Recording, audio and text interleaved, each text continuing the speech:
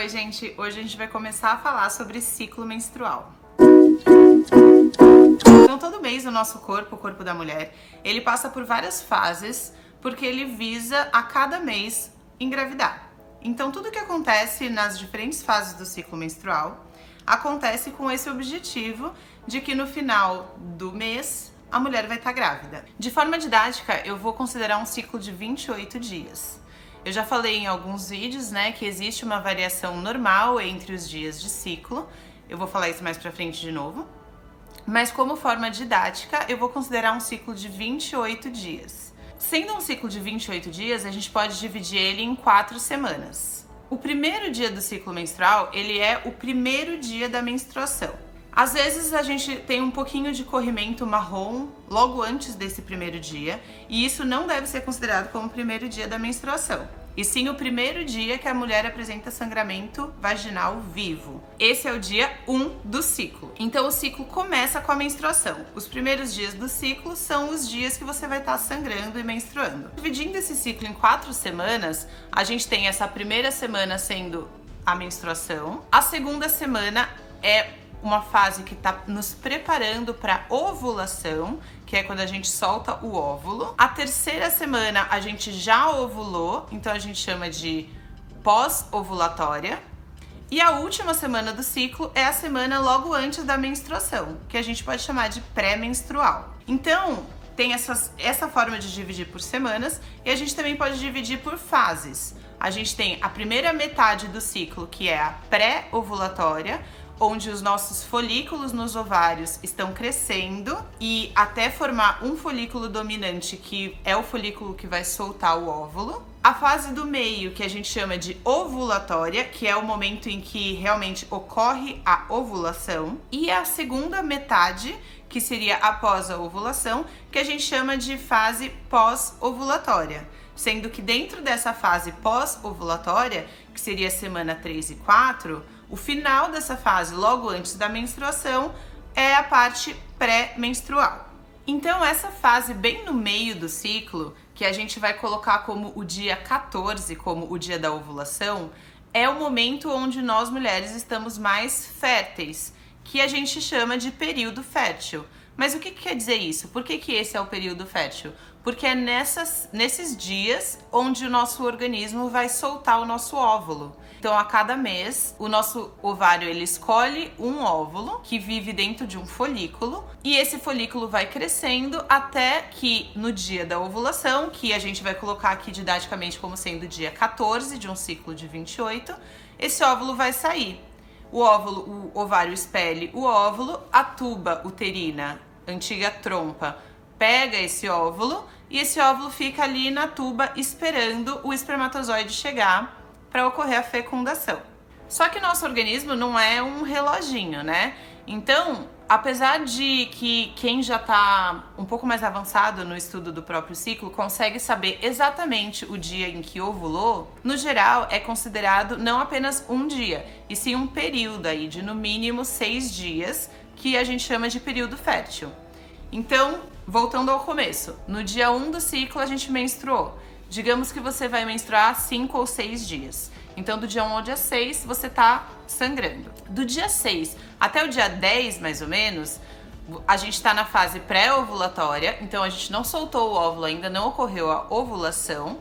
E é um período aí entre a menstruação e o período fértil, mais ou menos.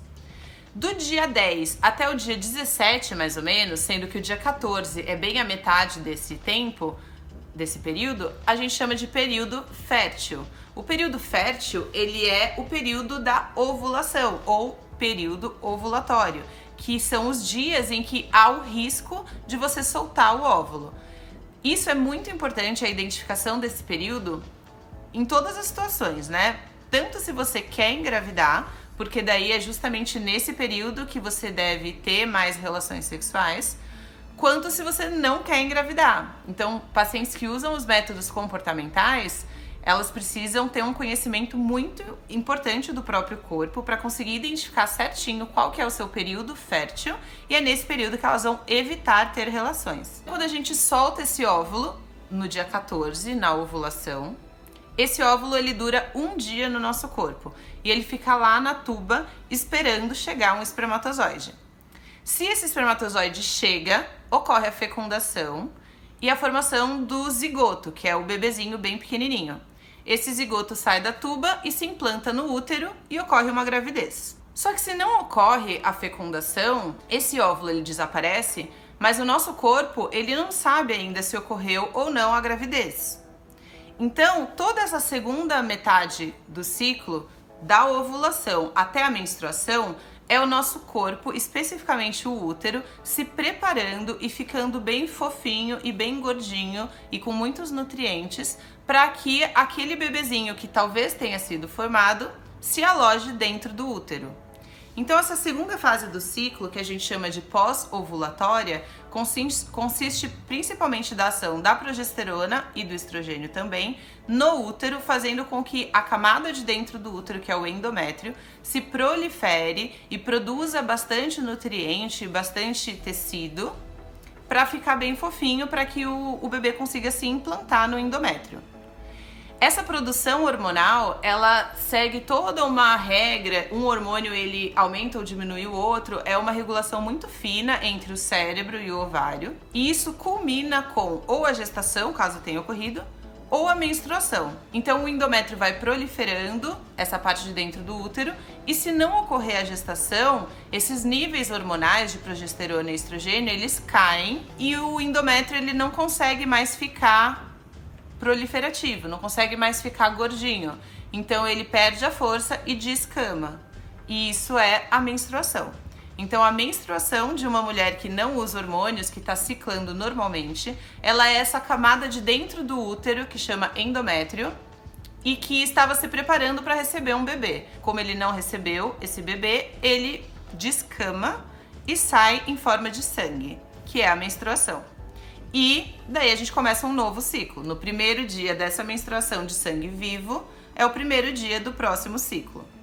Então, quando a gente vai falar sobre estudo do ciclo, o que é isso? Estudo do ciclo é você estudar o seu próprio ciclo menstrual. Então, o mínimo disso seria você anotar os dias que você tem sangramento, seus dias de menstruação, e conseguir saber de quanto em quanto tempo você menstrua, quanto que dura esse ciclo, quantos dias você fica sangrando. Isso é o básico do básico. Toda mulher que sangra, seja através de menstruação normal, porque a pessoa não usa nenhum método hormonal, seja pessoas que usam pílula, ou mesmo quem tem DIU de hormônio que deve ficar um bom tempo sem sangrar, toda mulher deve anotar em algum lugar, seja um diário ou no próprio calendário do celular, os dias que ela apresenta sangramento vaginal.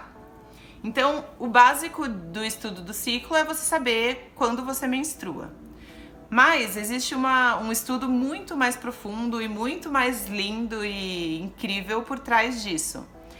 Se você começa a realmente escutar e prestar atenção em vários detalhes do seu ciclo menstrual e do seu corpo, é possível que você comece a fazer várias conexões entre sintomas físicos e principalmente sintomas emocionais de coisas que acontecem geralmente na sua vida, e você começa a ver um sentido nisso, uma ciclicidade que vai se repetindo e que tem um motivo, tem por que isso está acontecendo. E isso faz com que você se conheça melhor, isso faz com que você tenha uma conexão com você mesmo e com o seu corpo e eleve esse respeito, esse autoconhecimento e esse autoamor mesmo. Então, para mim, tem sido uma jornada incrível o estudo do ciclo, principalmente um estudo mais aprofundado, mas isso é motivo para um outro vídeo que eu vou contar a minha história, não aqui. Esse aqui é então uma introdução para eu explicar para vocês como vocês podem começar a fazer isso. Eu vou falar aqui sobre algumas coisas que são as mais conhecidas assim de estudo de ciclo, mas lembrando que eu tô falando de uma forma geral. Cada mulher é de um jeito. O ideal seria que você realmente tivesse alguém guiando você nesse estudo de ciclo e nessas possíveis mudanças e acontecimentos que vão acontecendo que você pode relacionar ou não com o seu ciclo natural. Agora eu vou falar especificamente sobre mulheres que não usam hormônios, porque quando você usa hormônio, o sangramento que você tem na parada do hormônio, ele não é uma menstruação, ele é um sangramento por privação hormonal. E o hormônio que você toma, seja na pílula, na injeção, no anel vaginal, no adesivo, enfim, ele é um hormônio sintético externo que faz com que o seu corpo pare de produzir os seus hormônios naturais. Então, em vez de você ter um gráfico hormonal todo desenhado ao longo do mês, que é o de uma mulher que não usa hormônios, você tem um quadro estável de hormônios, geralmente com os seus próprios hormônios inibidos, então o seu corpo ele não está produzindo ou está produzindo muito pouco, e você tem os seus hormônios sintéticos circulando no sangue, que são os hormônios da pílula, por exemplo. Então, tudo que eu tô falando agora de estudo do ciclo é para mulheres que não usam hormônios. Além dos dias que você tá menstruada, é muito interessante você começar o seu estudo de ciclo através da análise da secreção vaginal.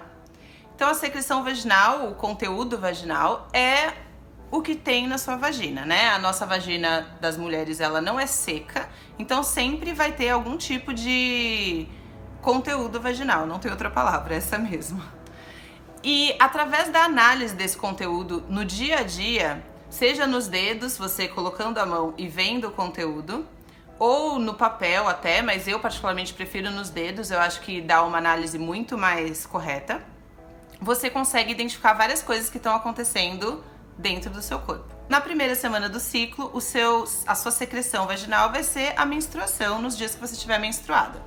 Logo após que acaba a menstruação, e até mais ou menos o dia 10 ou 11 do ciclo, considerando um ciclo de 28, a gente passa por uma fase que chama período seco. A sua vagina ela vai estar mais seca do que no resto do mês, mas ainda assim não completamente seca. Nessa fase, geralmente, se você colocar o dedo e for avaliar a sua secreção, vai ser uma secreção branquinha, em pouca quantidade e pastosa, geralmente sem cheiro. Essa é a fase seca. Então a gente tá na fase pré-ovulatória, a gente não ovulou ainda. E nessa fase os nossos ovários estão recrutando os folículos. Então estão crescendo vários folículos, que são as casinhas dos óvulos. Um deles vai ser o folículo dominante, que é um folículo que vai crescer mais e que vai ser escolhido para soltar o óvulo nesse mês. Depois dessa fase seca, que vai até o dia 10 ou 11 do ciclo mais ou menos, começa a fase ovulatória ou período fértil.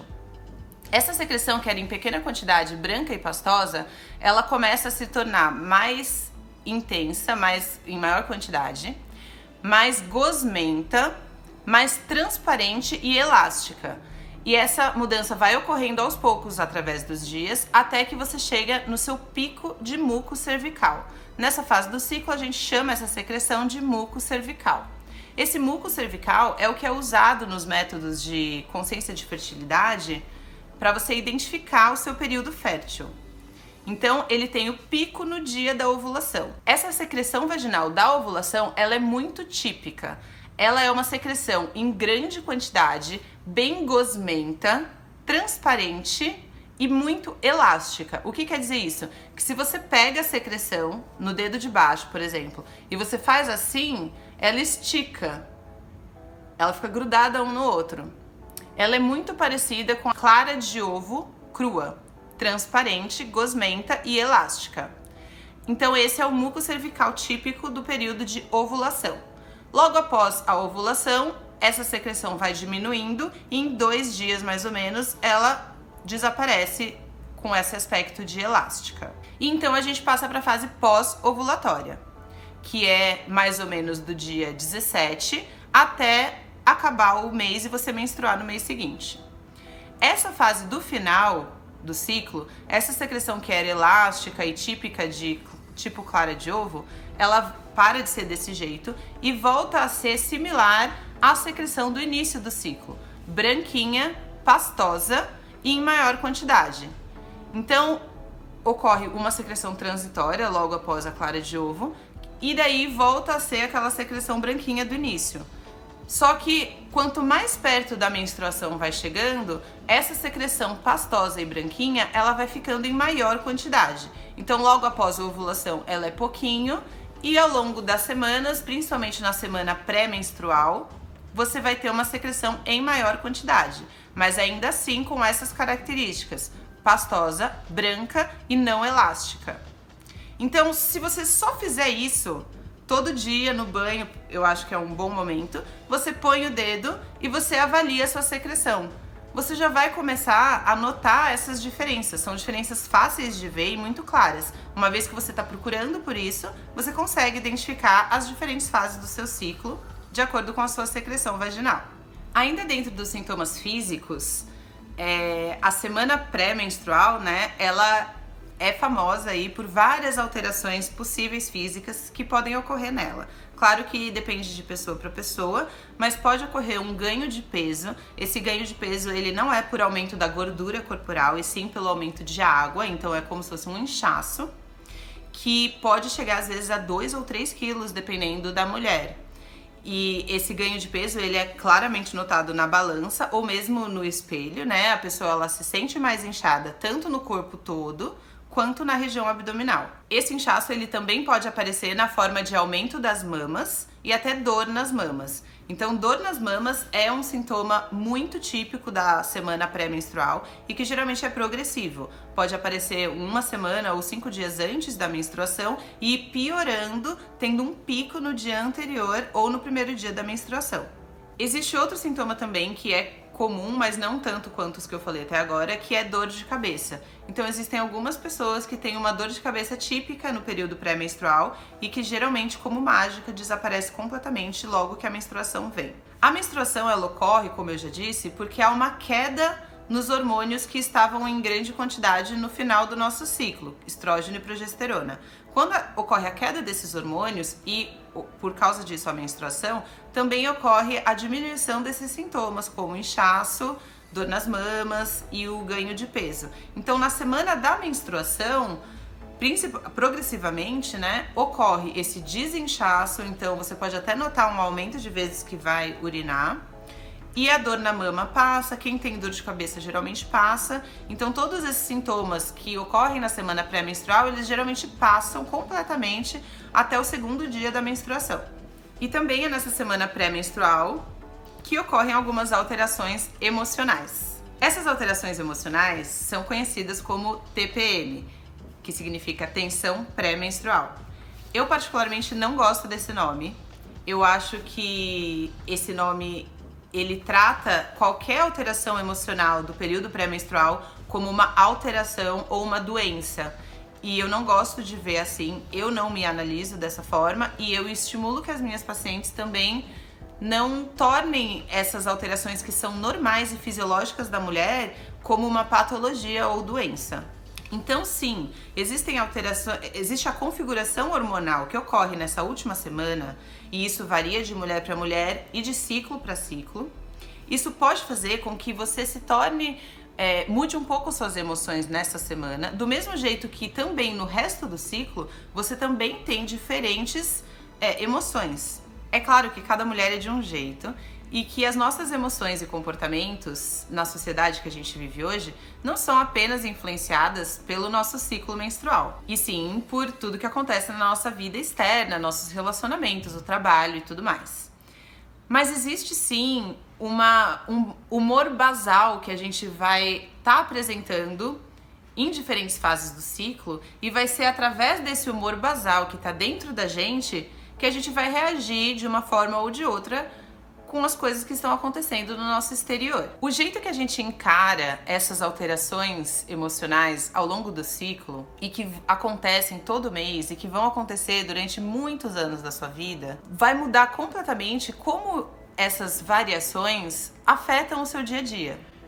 E se isso é uma coisa que você pode usar a seu favor e ter uma vida mais feliz e mais respeitosa com o seu próprio corpo, ou se você vai ficar brigando com isso mês a mês, indo contra a natureza do seu próprio organismo. Eu vou tentar explicar um pouquinho para vocês nesse vídeo como que a gente pode usar essas alterações e, na verdade, variações que acontecem com o nosso humor durante o ciclo para o nosso bem e usar disso para melhorar a nossa vida e as nossas atividades. É claro que cada mulher é de um jeito e eu tô falando de uma forma geral, mais baseada em mim mesmo, né? Mas espero que vocês consigam pegar algumas coisinhas e aplicar na própria vida de vocês. Então, no começo do ciclo, durante a menstruação, então enquanto eu estou sangrando, o nosso humor, ele varia muito, claro, mas ele pode principalmente ser afetado se a paciente apresenta sintomas como dor.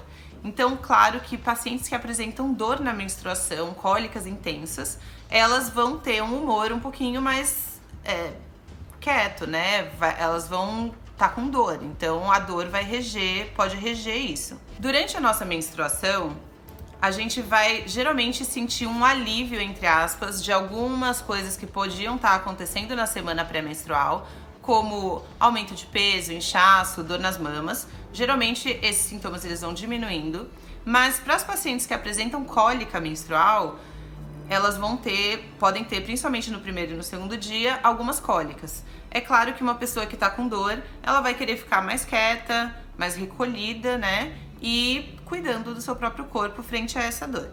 Pacientes que não apresentam cólica, geralmente estão bem dispostas durante a menstruação, porque você tem uma queda daqueles hormônios que estavam bem ativos na última semana do ciclo, e isso pode fazer com que você fique mais proativa e organizada e querendo fazer coisas. E esse sentimento, esse humor dessa forma, ele geralmente vai aumentando durante essa primeira fase do ciclo, e no período ovulatório, que é a metade do ciclo, né, mais ou menos pelo dia 14, quando a gente tem um ciclo de 28 dias, então do 10 ao 17 mais ou menos, a fase do ciclo onde muitas mulheres referem que se sentem mais extrovertidas e energéticas e querendo fazer coisas e falar e, enfim, conseguem ser produtivas no trabalho, nessa forma mais tradicional de avaliar a produtividade e falar em reuniões, né? Além de que muitas mulheres apresentam um aumento da libido nesse período fértil. E daí, quando começa a ficar para o final do ciclo, especificamente nessa última semana, a gente tem uma configuração específica quando o estrogênio começa a cair e a progesterona ainda está alta. Esse delta entre um hormônio e outro pode causar variações diferentes de humor nas mulheres e a cada mês na mesma mulher também. Mas é nesse momento que as mulheres podem apresentar alguns sintomas mais depressivos. O que seria sintomas depressivos? Talvez ela perca um pouco a paciência, fique um pouco mais introspectiva, querendo ficar sozinha, querendo fazer coisas em casa. Isso não é uma coisa ruim, necessariamente, né? Tudo é uma questão de como você interpreta isso. Então, desde que eu comecei a escutar o meu humor e escutar o meu corpo, não só quanto às questões do ciclo, no geral, mas falando agora especificamente sobre o ciclo, se você respeita que o seu corpo tá passando por uma fase que naquele momento, naqueles dias, ele quer ficar sozinho, você tá mais introspectiva, você pode pegar essa informação e usar para o seu favor. Você pode, por exemplo, ficar em casa, se dedicar a atividades que exijam mais criatividade, como arte, escrita, ou mesmo autoestudo, autoanálise, meditação, e você vai estar feliz fazendo isso, entendeu? Agora, se você pega esse momento que você tá introspectiva, tá percebendo que tá querendo ficar mais sozinha, e você vai contra isso e briga contra isso e sai e vai conversar com não sei quem, daí você pode acabar, por exemplo, discutindo com alguém e isso virar um problema, e daí essa pessoa vai virar pra você e vai falar, também tá na TPM, entendeu? Então é tudo uma questão de como você vai interpretar os sinais, seja de físicos ou emocionais, que o seu corpo tá dando pra você, e o que você vai fazer com isso. Você pode, ao longo da sua vida, tentar agir de acordo com o que você acha que é o mais equilibrado para o seu organismo naquele momento, ou você pode ficar brigando com o seu organismo sempre. E esse tipo de interpretação e de atitude que você tem frente às diferentes alterações que a gente tem na vida, e aqui falando sobre o ciclo, é o que vai definir se você é uma pessoa que geralmente está feliz com o próprio corpo e com a própria vida, ou tá sempre achando que tem alguma coisa errada. Então é claro que existem pacientes que possuem uma alteração tanto emocional quanto física muito grande e que exigem tratamento e que querem não ter essas alterações. E isso tem muito a ver também com a fase de vida que você tá. Às vezes você tá numa fase da sua vida que você não quer lidar com nada, né? Você não quer lidar com nenhum tipo de alteração. Talvez esteja passando por uma fase que as coisas que estão acontecendo fora do seu corpo, né, na sua vida externa, já estão pesadas o suficiente e você não quer ter que lidar com o seu corpo dizendo para você fazer uma coisa ou outra. Você quer que a sua mente esteja no total controle. E tudo bem, entendeu? Mas se você tá numa fase que você tá aberta a isso, eu proponho esse exercício. O exercício de você, quando acordar aquele dia que tá se sentindo meio esquisita, não tá se sentindo muito bem, olhe para si próprio, pare um pouco, fique um pouco sozinha e analise o que é que você quer fazer aquele dia. Que tipo de comportamento você quer aquele dia? Você acha que vai ser melhor você conviver com as pessoas, sair, fazer várias coisas? Ou você acha que é um dia que talvez seja melhor para você ficar um pouco mais introspectiva?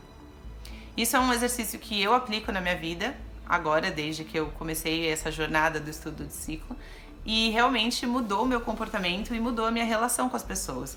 Porque quando você tá de acordo com você mesma, né, quando você tá equilibrada dentro de você, isso transparece e reflete nas relações que você tem com as outras pessoas também. Espero ter ajudado, e se tiverem comentários e dúvidas ou quiserem contar histórias aqui nos comentários, podem contar.